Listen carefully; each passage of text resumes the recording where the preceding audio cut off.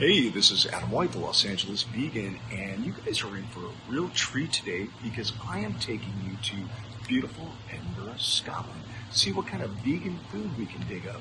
A little fun fact about Edinburgh, it's actually north of Copenhagen, Denmark, which is Scandinavia. We were there July 1st through 3rd, so check out the clothes I'm wearing to give you an indication of what kind of summer weather Scotland has.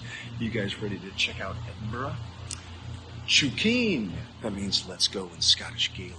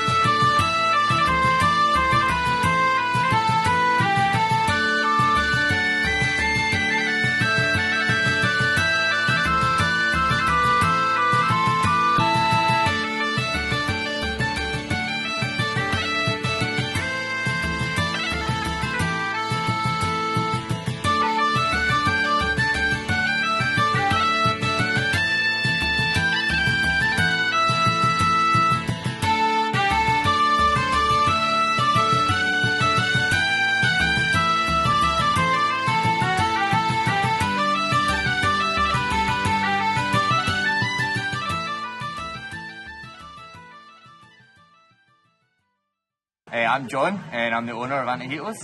Fantastic, and we are where?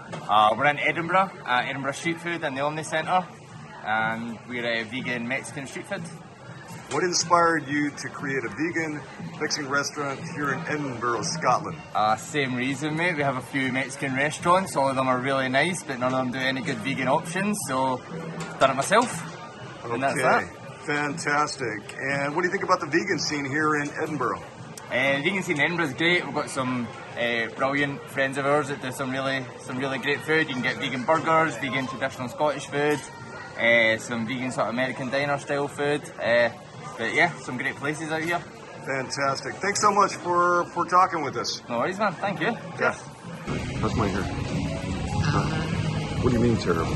Like, are we rolling? So anyway, I got a couple of cool things here. I got a couple of vegan tacos from Antihitos, and that means Antihitos, which means Antojitos. I was saying that. Antojitos. How do you? You're saying Antejitos with an E and it's O. So I went to a place called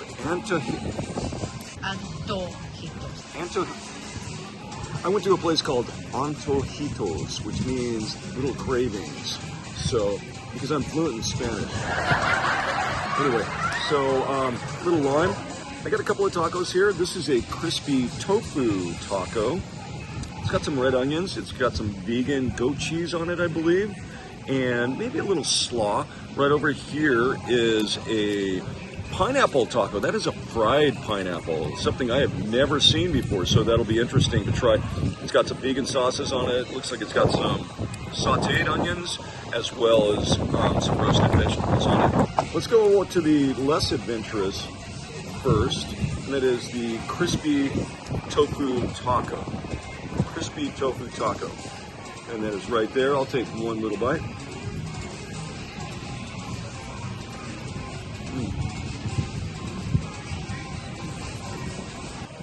That's great. It's got kind of a sweet base on it, which gives it sweetness. Onions give it a little bit of zing, and the cheese gives it a little bit of cream, which is really good. So I'm going to move on to the fried pineapple taco. Pretty interesting, huh? That's actually the pineapple right there. Looks kind of like big pieces of pork, really, but that is pineapple.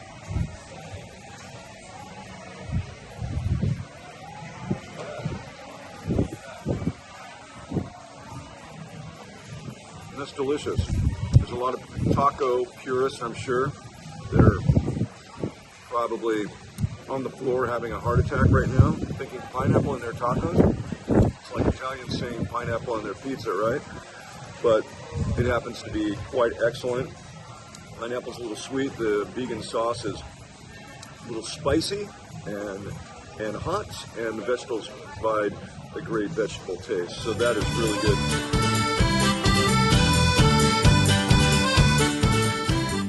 What is your name? So my name is Peter Sutherland. Nice to meet you. Lovely to meet you. And where are we at, and what restaurant is this? So this is the Scottish Storytelling Centre building, and Okay. you're inside the Haggis Box Cafe. Ah, Part I of it, see. yeah. Is this your restaurant?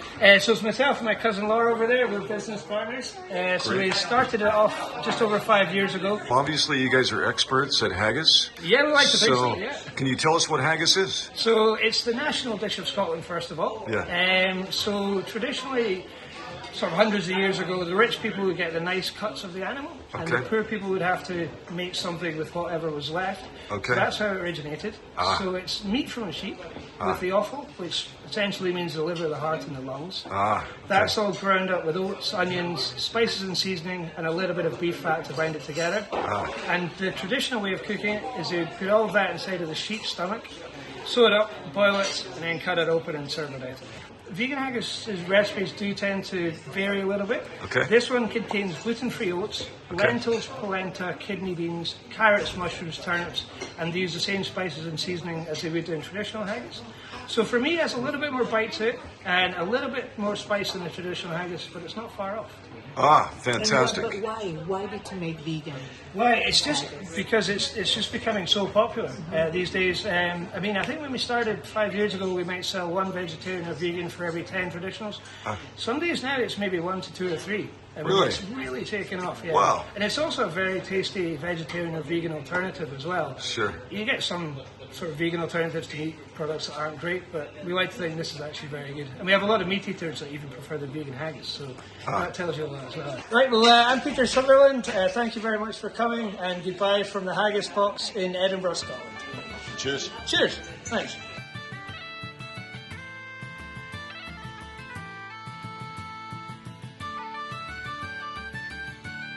Hey, we had a total blast here in beautiful Edinburgh, and apologies to Paul and Laura over at the Haggis Box. I did not video my response of eating the vegan haggis, but I'm here to tell you it was absolutely delicious. And after editing this segment, I have a total craving for vegan haggis, but I'm here in LA where there is none. I guess I'm gonna have to go back to Edinburgh. Also, thanks to John over at Antojitos and everybody else that had vegan offerings. So thanks for tuning in. Next time I'm taking you back to North America to a little cow town in Canada called Calgary. Please join me. East Chibak.